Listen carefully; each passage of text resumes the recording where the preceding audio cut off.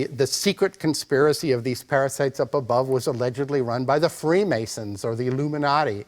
And then at various times you've seen right-wing populist movements built around anti-Catholic hysteria in the 1800s. If you look at the Palmer raids, 1919 and 1920, started in December, what you see is, again, this combination, especially of race and class, because you have to understand that in 1920, Italians and Russians were not white, okay? Irish had become white, but the Italians and the Russians weren't white. And so not only were they all alleged to be anarchists and communists, but they weren't like us because they were not really Northern Europeans. And in 1920, only Northern Europeans counted as white. Things changed slowly over time. And as demographics changed in the US, suddenly who's a white person changes. Oh, there's more of us. How fascinating and useful. So that's one of the things that's going on here. Good morning, good afternoon, good evening. Welcome back to my YouTube space. I believe you are doing okay and I love you so much. Thank you for being here. Now, the video I'm going to share to you is of a white professor talking about the secrets of white people, you know, white America, secrets of America, that I've listened to this video and there's some things I didn't know about it, like Tea Party, you know. There's a number of things he has spoken and I want you to listen to this video too. Upon that, he has talked about white rage. He has talked about phrase like bring or taking back America. And after this video, that's what I'm going to talk about, because I'm I'm so concerned of taking back America, this phrase. Who are they taking America back from? You know, even Donald Trump said, I want to take America back to. Who are they taking it back from? But let's watch this video and then we'll come back again and talk about it. You'll know what the Beatles, the Alan Bradley clock, Joe McCarthy, Appleton, Wisconsin, the Birch Society, the Tea Parties have in common, linking them. I swear this is true. But it's going to take a while to get there. So I'm going to talk for about 45 minutes, and then we'll have a lot of time for questions and discussion. What I'm going to say is going to shock some people, but people who join right-wing political and social movements are not stupid, crazy, ignorant, mentally ill, any more than the rest of us, which may be a horrifying commentary about US society. But the fact is there's no social science data that people who join these movements are stupid or nuts. They live in information silos in which they are told over and over and over again the same stories, narratives as sociologists like to call them. And they live in information bubbles today by watching Fox News, listening to Rush Limbaugh, but that doesn't make them stupid or nuts. So if they're not stupid or nuts, what leads people to join movements that by most objective measures are designed to give privilege and power unfairly to a small group of people and against the best interests of the society as a whole? And I'm going to argue that it has a lot to do with the way that frames and narratives are developed in the United States to make people make choices that are in fact in their own self-interest, but it may not be the self-interest that observers readily see. I'm going to use a race, class, gender analysis. I'm going to say that all three things are at play in the Tea Parties and have been in right-wing social and political movements for over 100 years. This is not an easy story to tell, but it's an important story to tell because it sets the framework for understanding what we need to do to push back, when the Tea Parties say take America back, we have to know who they mean. Who do they want to take it back from? And I think you probably know some of this already, but I'm going to tell you how they justify it.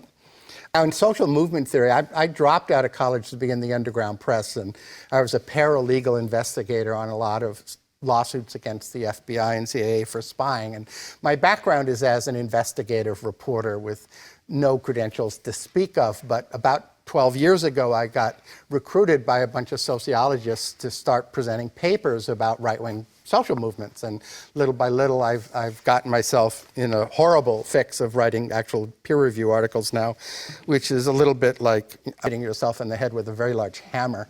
But it does feel better when you stop and you actually get published. So where do the Tea Parties come from? Well, most immediately, I think we've got to go back and look at Ron Paul's fundraising campaign, where he went to Boston and stood in Boston Harbor and raised a tremendous amount of money around the theme of the new Tea Party. And I think a bunch of right-wing strategists saw this. And they said, wow, that really worked. Look at what Ron Paul just did. And they begin to set up a bunch of elite formations to create the impression that there was an actual mass movement. And this is very common. It's called astroturfing, small a, so you don't get the people who make the fake grass, I'm sorry, the synthetic grass, mad at you. And astroturfing is when an elite group creates the impression that there's a major grassroots movement. At the time, there wasn't, okay? So here's the trick. What happened was that this astroturf became real grass, real grassroots movement. And it got away from the people who had invented it as a kind of publicity and propaganda campaign. And that happens. It's just one of those things. Social movements happen when they're ready to happen, and this one was ready to happen. You could see this several years ago with the growing conspiracy theories about a new world order, and even against Bush, there were right-wing rumblings that America was going down the tubes. Of course, the right wing has been saying that since, 1776. So that's nothing new. America's always going down the tubes. It's always these new ideas and foreign ideas, and those people who don't look like us, me, I should say, are coming and wrecking everything. And if it was only just us English and Germans, everything would be fine, as Pat Buchanan likes to point out in fairly clear language. As he once said, with immigration, the problem isn't Canadians coming over the border, it's Mexicans coming over the border. The fact in a so-called civilized society that we have a spokesman like Buchanan who's accepted as credible on major media is a disgrace. Open racists and bigots should not be given large salaries and large audiences.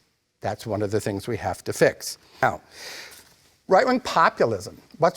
If you look at the history of right-wing populism through basically social movement theory, you see throughout American history, going all the way back to the colonial period in Bacon's Rebellion, that white people who are in a middling, precarious position, they're actually in Europe, they use the term precariat as opposed to the proletariat. You have the precariat. Barbara Ehrenreich writes about fear of falling, the life of the middle class.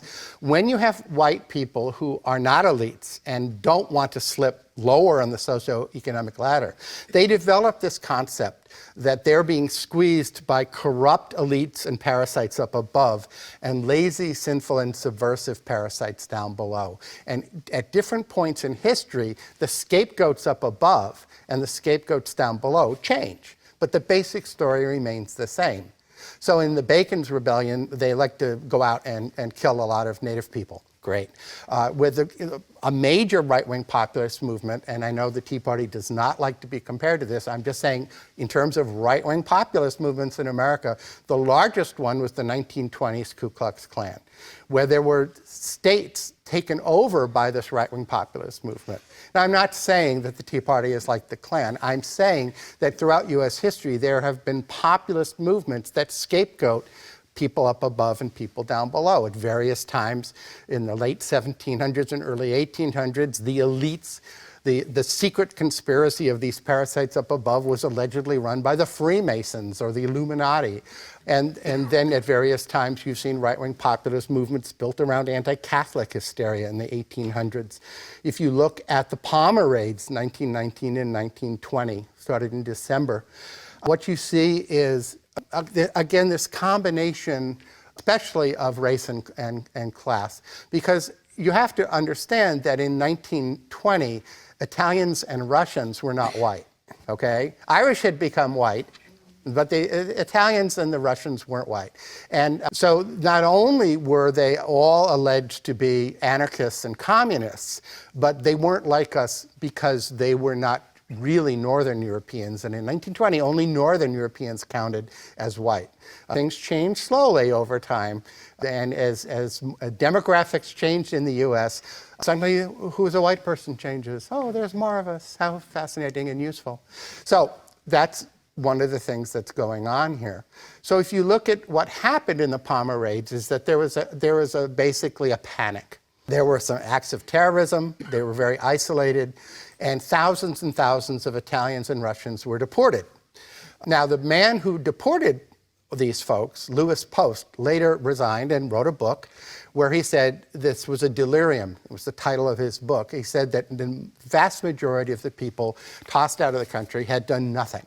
They were simply scapegoats. So keep in mind this idea of scapegoating and who's white, because that's a very interesting question. Originally, the idea in sociology and political science about who these folks were is that they were crazy and stupid, and they were a vestigial force, and you have the paranoid style. Hofstadter's writing is actually much more lucid and analytically useful than some of the other people like Bell and Lipset and others, who basically said these folks were maladjusted. And when I was, my brief career taking sociology courses, what I was taught is that people who joined any social movement of the left and right were dysfunctional, marginal people who didn't know how to act in a democratic society, left and right. Well, this was in the 60s, and people who were coming out of the civil rights movement and the student movement and the women's movement were coming back to school into sociology saying, what the?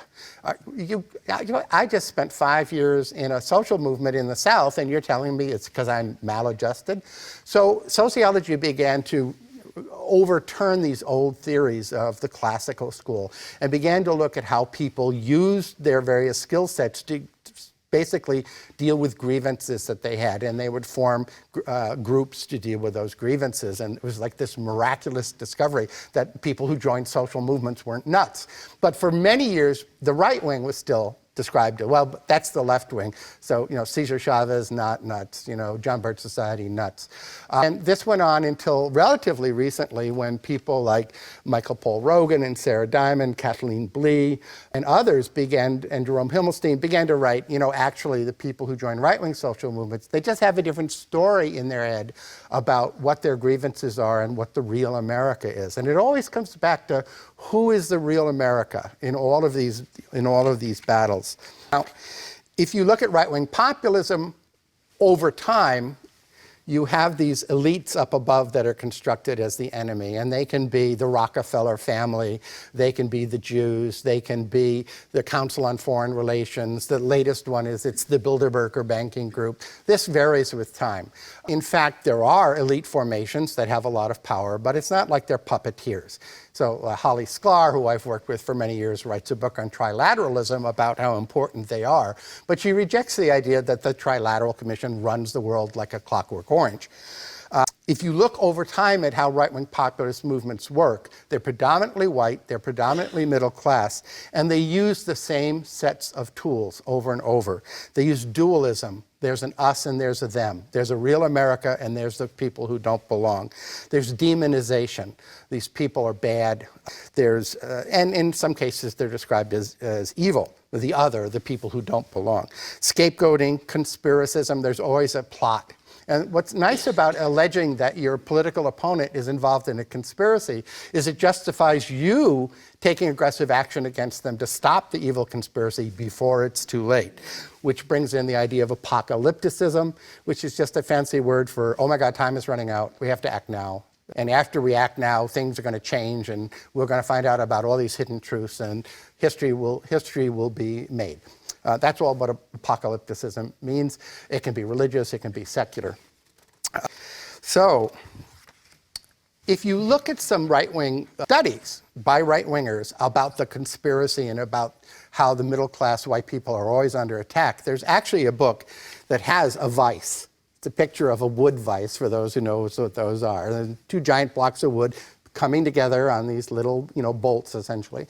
And the middle class is in the middle, being squeezed to death by the parasites above and the parasites below. And in this one, the parasites above are like the Rockefellers, and then the parasites below include the yippies, which sort of dates it, I was in the Zippies. We were the radical splinter group from the yippies. But it's another story. I get enough beer, I talked to about it. So this idea of being squeezed also plays into this idea of apocalyptic fear that things are happening really fast and we have to stop what's happening before we're squeezed to death, essentially.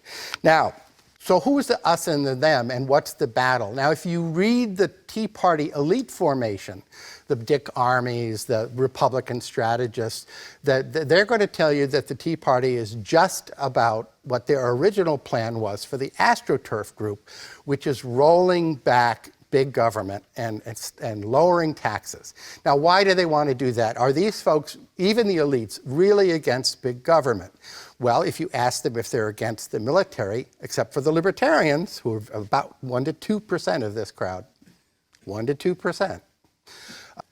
What they're going to say is, well, you shouldn't cut the military, and well, you can't cut the police. And what you really get down to is a narrow little wedge of the money pie that has to do with social welfare programs and helping the impoverished and helping folks who are victims of historical oppression. So we're talking about a tiny, tiny sliver that really they want to cut out of government. And as Grover Norquist has put it, what he wants to do is shrink the size of government so it's so small he can strangle it in a bathtub. But he doesn't really mean that, because what he really wants to do is cut out any kind of activity by the government for the common welfare that is not protective in nature. If it's the police, if it's the military, then billions, trillions, not a problem. So there's a little deceptive thing going on here. If you look at the grassroots, you're going to see that the Tea Party movement was pulled together from a lot of different pre-existing social movements. And again, that's social movement theory 101, that really rapidly growing social movements don't pop up out of nowhere. What you have is a group of organizers running around finding people who are already in a movement, because they're the easiest to organize. You know, saps like me. How many movements am I in? Oh my God. So who got organized? Well, libertarians, absolutely. Again, very important in the first round of organizing for the Tea Party movement, the Ron Paul supporters especially. Some economic libertarians from a variety of different places. But also a lot of the Christian right. The Christian right is about 15% of the voting public, of people who actually go and vote. And it turns out that they make up a substantial, if hard to nail down, percentage of the folks who joined the Tea Party movement. Gun rights activists, anti-tax activists, people worried about immigration, people worried about fair disadvantages for white people. We're so oppressed. And so you already had these movements being drawn from. And of course, when you build a movement from pre-existing movements, people bring their own grievances into the main group. And so when you look then at the Tea Party movement, you're seeing a group of people in the grassroots, millions of people at this point, probably 200,000 actual members of Tea Party groups, but millions of people who support the Tea Party groups, with a lot of baggage that they brought into the Tea Party. And meanwhile, the elite formations, which have the ear of Fox News, they're all running around saying this is all about taxes and big government, which is in fact not true. The elites might want that to be true, but it's simply not the case. So what is the grievance, the base grievance of these elite formations? And it's Roosevelt, Franklin D. They don't like what happened to America when Franklin Roosevelt was president. Their whole game here is to roll back the social safety net woven during the Roosevelt administration. That is what they want, and they have been trying to do it since 1933 when Roosevelt was elected. And if you go back and look at that period from 33 to 39, what you're going to see is that there is already a Christian right. There is already a corporate America, Chamber of Commerce, National Association of Manufacturers. There's already a group of libertarians who at the time call themselves the Austrian School. And they're talking about free markets. And that this is a struggle that starts back in the 1930s. And it's about the proper role of government. And you know, folks, this is a problem we need to resolve in this country. There are two ways of looking at how a country is run. Most industrialized nations have a social safety net of some sort, and we insist on living in a John Wayne, Horatio Alger fantasy. And most of the other industrialized nations around the world look at us like we're a bunch of pea-brains, because they know that what that means is that a certain sector of the society is impoverished. There are poor people because they are impoverished. Sure, Sure, there's some freeloaders who hang on in society, but when you design a society that has a certain acceptable level of unemployment, a lot of those unemployed people actually would be happy to work. They just don't know how to get a job. And the role of government is not to ensure bank bailouts for the wealthy, but for the common good. So we have a lot of people who are full of greed, ignoring the needs of the people. And that, I think, is the argument. Now, that's my political point of view, but I think it ties into what we're seeing right now with the Tea Party movement. Now, in the Roosevelt period, the libertarian laissez-faire Austrian school theory was basically, it was anti-collectivist, anti-communist, anti-fascist, and anti-liberalism in the political sense. So that you have basically this guy, Friedrich von Hayek, looking at the English government, the British government at the time, saying this kind of wishy-washy, state interventionist, collectivist, social welfare, mishigosh, not a word he probably used, is really going to destroy this society. And he came up with this theory. Now remember, this is in 1944 when he finally writes this, and it gets published as a book called The Road to Serfdom. And he's been looking at Hitler and Stalin, and he's been looking at fascism and communism. And he basically writes that big government leads to collectivism, collectivism leads to totalitarianism, and totalitarianism is fascism and communism. Therefore, big government, what was the sign? Obama is Hitler and Stalin. And we all laughed at that, except for the millions of people who have Hayek and von Mises and Milton Friedman on their bookshelves, because it's what they've been saying for over 50 years. And there's a large constituency of folks who've been reading that stuff, and they believe it to be true. That doesn't make them stupid, and it doesn't make them crazy. It makes them our political opponent, who we need to struggle with. But they're not crazy and stupid for believing this, because this is a widely held view in the American political right wing. Milton Friedman in the Chicago School is the most obvious example of where this leads. What's interesting is von Mises goes on to work with the John Birch Society and begins to drift towards the idea that this is all a conspiracy, that liberal socialists are taking over the world and have to be stopped to save God and country. But more on that later. Now, what group in America, what right-wing group, has been saying these things all along since 1958? Anyone know? Anyone? I know Joanne knows. The John Birch Society. And where is the John Birch Society today? Appleton, Wisconsin. And who was born just outside of Appleton, Wisconsin? Joe McCarthy. You people have done your homework. Oh, you're from Wisconsin. Well, both. I mean, pretty good. Okay, so 1950, Joe McCarthy gives a speech on communism everywhere. The subversives are everywhere. They're in the State Department. They're taking over. It's important to understand that the anti-communist witch hunts are rooted in a kind of old Christian right fear that Bolshevism and anarchism are satanic, an idea that gets deeply rooted around World War I. Frank Donner writes about this, that it becomes a widely accepted view that collectivism and socialism and anarchism are all godless, satanic ideas that will destroy America. And this gets rooted in the fundamentalist movement, which disappears from the public scene after the Scopes monkey trial, because they're very embarrassed, even though they win. Remember that they win the Scopes monkey trial, but they're very embarrassed by people like H.L. Mencken calling them names, and they sort of withdraw from the political scene.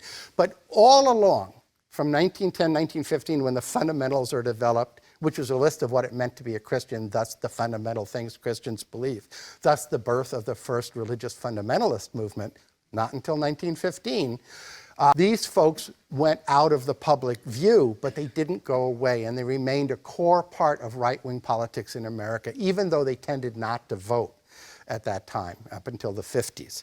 So Joe McCarthy becomes basically uses this sort of group as a constituency, even though it's not voting. And he engages in a power struggle in Washington. Ultimately, he gets displaced because he oversteps his bounds. But what else is happening in Milwaukee during this period, from the time of Roosevelt forward? And it's the Allen Bradley Corporation, that big clock down the road a piece. I don't know where I am. Is it that way? It's somewhere around here. What's that? Oh boy, I'm lost. Okay. So anyway, the Allen Bradley Corporation is one of these really big corporations. And what do they have in common with some of these groups? Well, they're anti-Roosevelt. They think he's destroying America. They're anti-collectivist. They hate labor unions. And they start to develop with a group of other people over many decades an idea of defending their view of free market capitalism. But this doesn't get started right away. You have an alliance between Christian right publications and libertarian publications in the 1950s, where you actually have like von Mises writing for both libertarian publications and Christian right publications. But this is brewing. It's going little by little over time. It hasn't gelled yet. And remember that as a number of scholars have written, before World War II, the American political right was a very fractured group of people who were racist, anti-Semitic, believed in apocalyptic Christian views, and they didn't get along very well. After World War II, several things happened. It became unacceptable to use open anti-Semitic language in the political right.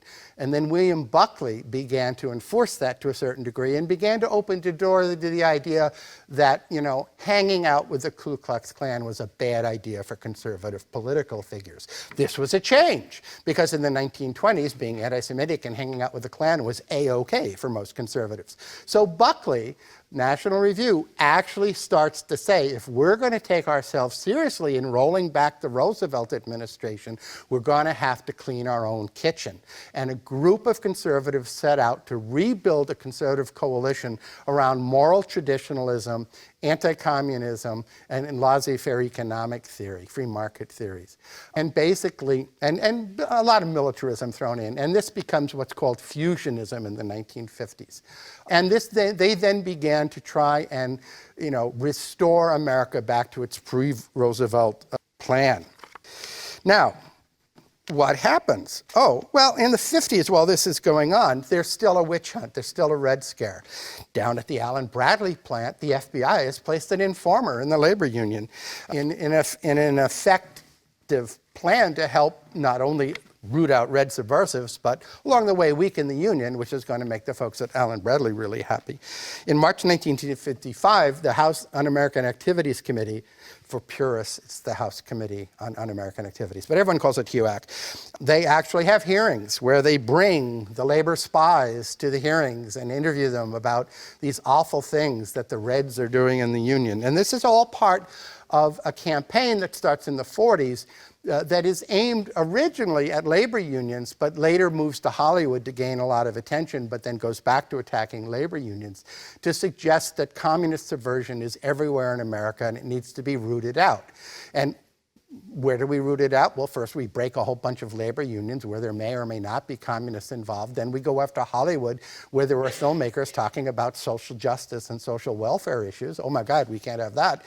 And then along the way, during the same period, there's homophobia in the fact that if you're gay in the 1950s, the FBI presumes you're an easy target for red recruitment as a spy through blackmail. And so they start going through all the gay people in the Navy, who are mostly stewards, and getting them fired and thrown out of the Navy. Now, I don't know what a guy cooking a potato has got to do with foreign intelligence, but then I'm not a spy. Well, there are all these interesting issues about sexual identity and, repression. But yeah, it's entirely true that there's a substantial amount of evidence that J. Edgar Hoover himself had some issues with his sexuality, which may have led him to be more prone to target homosexuals in an effort to show that he was not one, which is a very common thing, especially for people who are denying their own sexual identity. But the specifics of that are very complicated. What we do know is that the idea of blackmail was used to get rid of not just people in the military, but also in concert with communist sympathies alleged to go through colleges as well. So there was a lot of going on here that was interesting. There was at the time in the military a growing argument that communists, homosexuals, and Jews were all a security risk and were plotting together to take over America. There's actually a wonderful book about this, talking about the zany extent to which certain military officials tried to prove this, and in declassified documents, and looking at this, again, this counter-subversive conspiracy theory. So, okay, so that's 1955. We have HUAC, we have McCarthy, we have trying to bust unions by using red baiting. What else is happening right around then? 1954, we have Brown versus Board of Education, the Topeka School District, and the order for the beginning of desegregation of the public schools. Just sort of park that up there for now, because that takes a while to sort of show itself as an issue here. Welcome back. The video has been good, and there's a number of things I've learned from it. Some secrets that I didn't know about United States of America.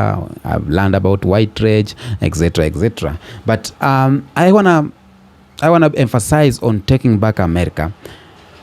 When they say this phrase of taking back America, who are they referring to? And I decided to deep down, because it's one of the things I've been hearing from a lot of politicians from America. And I came to believe that the taking back of America, they may say they are taking back America from the people of color, if I'm not wrong, okay? The people of color, maybe, because this rhetoric is aimed at the growing racial and ethnicity diversity. This rhetoric is aimed at the growing racial and ethnic diversity in the US, as our people of color have gained more visibility and political power in the recent decades. And this talks more about white rage, because white rage is a term often used to describe the intense reaction or backlash of some white individuals or groups when they perceive that their social, political, or cultural dominance is being challenged or threatened. And they are being challenged by people of color. Right now, black people are throwing some bigger challenges to white people, and they are really, really scared about it. And that's why we have some things like white rage. And that's why we have phrases like, we are taking back America, taking back our country, giving back country to their own people. Who are these own people? And if back then white people were not there, German were not termed as white, French were not termed as white, where does the time white people came from? Now everyone who is, not of our color, he is white. Maybe Russian, German, and this is to bolden their white supremacy, Now, some individual of groups say that we are taking back America reflects a belief that America has strayed from what they consider as its original values or ideas. Which are these original values? I think these original values is like racism, segregation, discrimination, and I think Trump is one of the guy who is speeding the reaction of bringing back the country. Now, the bills he is signing out here speaks a lot, and it's a threat, or he may think it's a threat to some groups of people like people of color, but again, it's a threat to the white people too. And it will only take the white people who have opened their mind to know that what Donald Trump is doing is a threat to them. Now, this phrase, taking back America, because that's where my topic today, I'm reacting on it, is political rhetoric by groups that feel their culture, economic, and political influence have been diminished, particularly in response of demographic changes, social progress, or the increasing visibility of marginalized community. When you talk about increased visibility of marginalized community, right now, the people of color, Latinos, black people, their visibility is more. They are taking charges into political. They are taking places into political stages. They are taking places into important places. The economic status is growing. The wealth gap between marginalized people and white people, it's reducing. So it is scary to the white supremacy. And that's why we have all this. We are taking back America, back to the people, some things like that. Now, I believe the phrase can be used to movement advocating like justice, gender equality, LGBTQ and rights, but mostly it's talking about the people of color, taking back the country from the people of color. Now, why are they using these terms, or why do they want to take back America back to its own state? It's because of the fear of demographic change.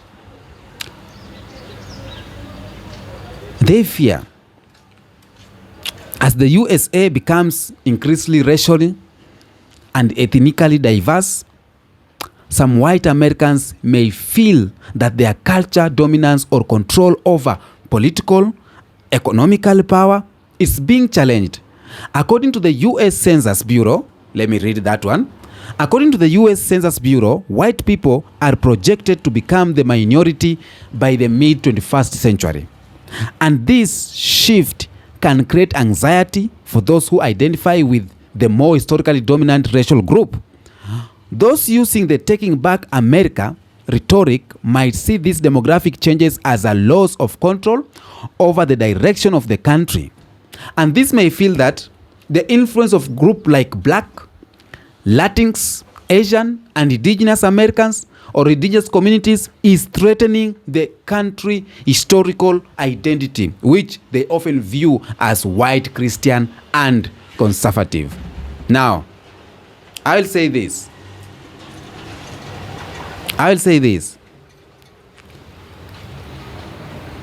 Some professors have said that the dominance of America, it will end by mid, because these other communities are growing up. Largely, they are coming up, and this Taking Back America, I believe, is for the only rich. It will only benefit the rich white people. And that's why they're causing all these rhetorics and stories about, America is gone to the hands of the people, because of the fear to lose that power. It has nothing to do with the mid-white people. It has nothing to do with poor white people. It's all done by the rich white people. And this is to show you that black people are creating a force that it's scary to white people, a force that is scary to the supremacy.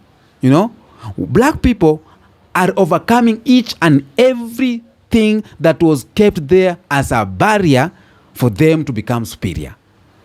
And let me tell you, days are coming where black people will be there at a bar. Days are coming where black people or people of color will be dominating. And that's why white people are so scared and saying they are taking back their country. I've been hearing this phrase and I was like, okay, who are they taking this country back? Okay? Now, Donald Trump is doing some things, and these things will only benefit the white supremacist, only benefit the only few. Not all white people are going to benefit this. And he was saying about taking back the country because of the fear of backlash against civil rights progress. Throughout US history, there has been periods of intense racial progress where marginalized groups fought and gained rights and freedom. Now, for example, the civil rights movement in the 1960s, the feminist movement, and the more recent LGBTQ plus rights movement have challenged long-standing system of oppression. Some white Americans may see this progress as an erosion to their privileges or a challenge to these changes. Now, amplifying desire to restore the countries to what some perceive as more familiar traditional way of life. And which is this traditional way of life? The traditional way of life is being over control, is to control over this other group. The traditional way of life is being racist. The traditional way of life is allowing white people or black people to be slaves, you know? So now, for example, I get an example somewhere here. The election of Barack Obama as the first black president in 2008 was seen by some as a moment of national change that brought issues like racial equality, social justice, and to the forefront. For some, it became a rallying point to reclaim a vision of America that they felt was more centered around the traditional values. That's an example of the fall of civil rights. Now, social justice movement advocating for Black Lives Matters, gender equality, LGBTQ rights, and other progressive cause challenge entrenched power structures and demand greater inclusivity and recognition of marginalized voices. Now, some people, particularly those who hold more conservative views, might feel that this movement are disrupting or undermining what they see as a natural order of society. And that's why recently they have removed that Black Lives Matters that was somewhere, you know, that and black people have been so calm and cool about it, because they are saying we ain't going anymore to the streets. We have another ways to fight. And another ways to fight is to enrich our own community. Another way to fight this battle is to becoming more and more great people, supporting black businesses.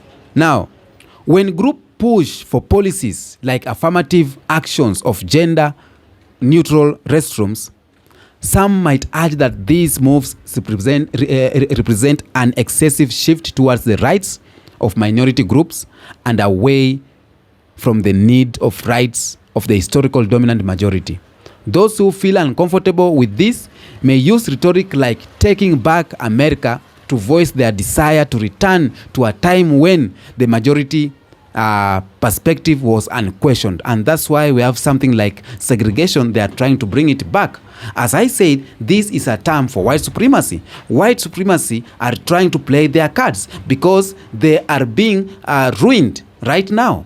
They don't have that much strength. That's why they are using Donald Trump for this.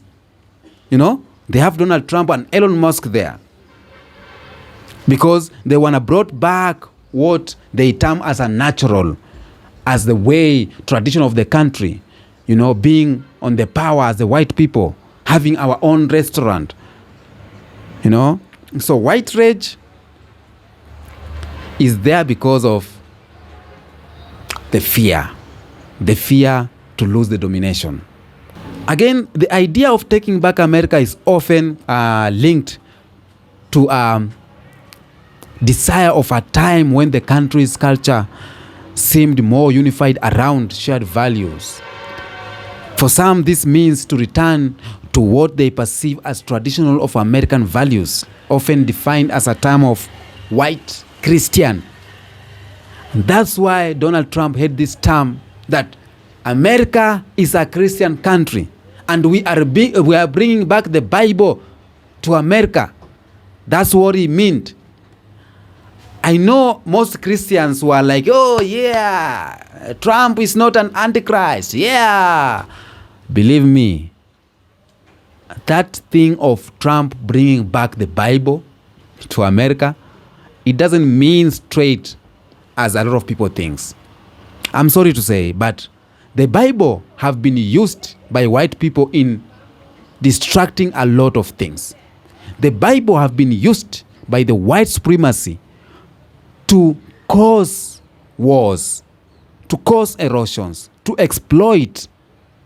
The Bible have been used largely by the white people, the white supremacists, to take over. So when Donald Trump said, I'm bringing back the Bible to America, personally, I believed it meant something. And I will talk about that to another topic. Okay? So America or African or American traditional value of white Christian, it's not just about the Christianity and the good heart and the good soul. It's about the supremacy. It's about taking back, you know, ruling over. We were celebrating the Bible. Trump is bringing back the Bible, but it's just bringing back the supremacist. So taking back the country means like we want to take over, okay? We have economic changes. And right now we have like a decline of manufacturing jobs, outsourcing, and the rise of global trade.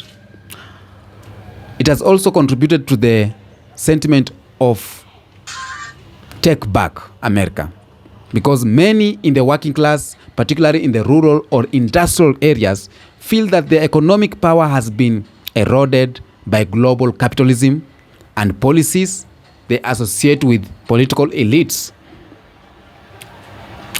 In this case, the rhetoric isn't necessarily about race or identity alone, but also about economic insecurity. Taking back America can be a rallying cry for returning to the era where American jobs were more secure and local economies felt less threatened. That's what Trump meant by saying that bringing back American jobs. American jobs were made for America. Taking back America to its people. Bringing back the country or the Bible to America. That's what he meant. And that's what he's trying to do by all these laws he's trying to put out there, and the orders he's trying to put out there, ending the DEI, signing in to end, to bring back segregation, doing away with the education department. Because why would you do that? Why would you end the education department? Is it cutting cost? I don't believe so. Okay? So there is a lot of things I've learned from this video. I don't know what you say on the comment section. If you have learned something like me, tell me what you think as a black person. Do you enjoy watching the video? Until next episode, peace out.